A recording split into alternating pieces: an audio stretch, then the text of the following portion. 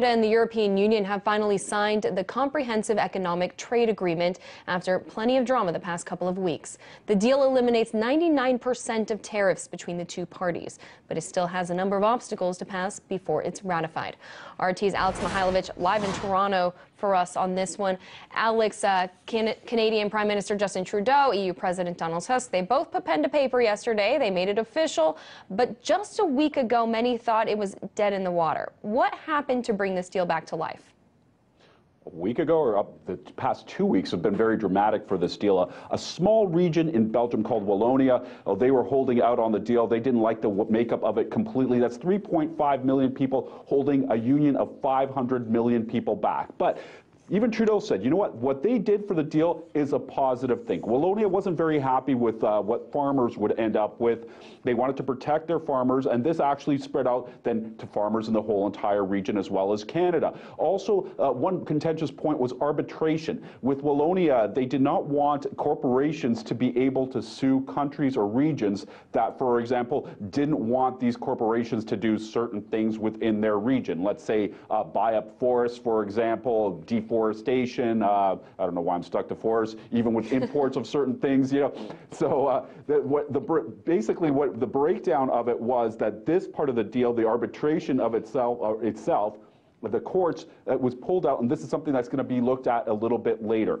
But Wallonia on Friday decided to go with the deal. The changes were made that were necessary, and now we had the signing happen on Sunday. That almost didn't happen. Justin Trudeau's plane actually got turned back to Ottawa in Canada, and because of some technical issues, and the deal was signed a few hours later than anticipated. But that said, it was finally signed after 7 years of negotiations. It's a long time. Okay, so it has blessings of the two heads of state on this one, but it still faces some challenges before it can come into play. What can we expect now, even with the signatures there?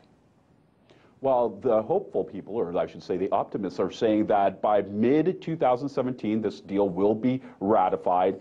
But there's still a lot of steps to go. In Europe, you have to have all 28 countries agree. And as we saw with Wallonia, sometimes that means a region has to agree with moving forward. There's a lot of backlash here from anti-globalists, from people that are in environmental movements, people that are basically from socialist movements. Even the far right in many European regions is not happy with this deal. So they could be shut down at any moment in the upcoming months as well. And then going to Canada, let's not forget, every province has its own jurisdiction. For example, here in Ontario, 75% of the wines that we receive are, well, all of our actually alcohol goes through the LCBO, which is an organization that basically sells alcohol in Ontario. You don't have liquor stores like you have in the States. And 75% of those wines are imported. So the question is, for Canadian winemakers, this competition is just going to get bigger. In Quebec, it's a huge cheese-making province. They're afraid when the French and the Belgian and the Italian cheeses start coming in more abundance they are right now,